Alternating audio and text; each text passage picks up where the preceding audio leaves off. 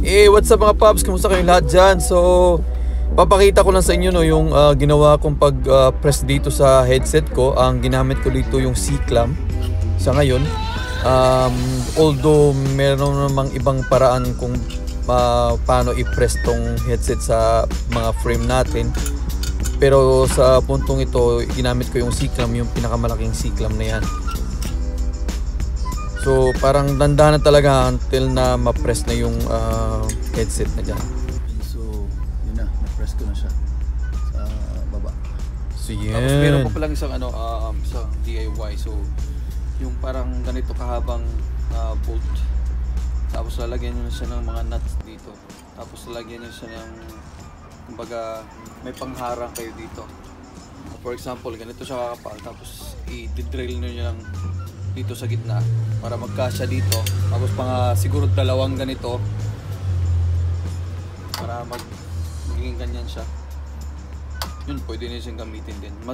Siguro mas maganda yun na DIY kaysa dito sa clamp.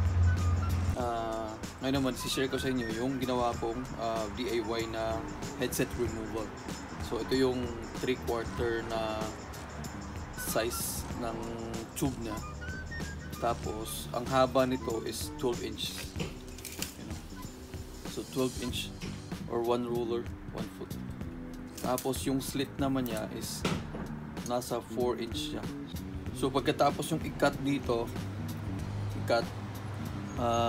parang kumuha na kayo ng plies, tapos ibukaw nyo lang siya, parang magiging ganito na siya. Tapos susubukan natin ngayon dito kung magiging effective ba siya ang ginawa natin dito.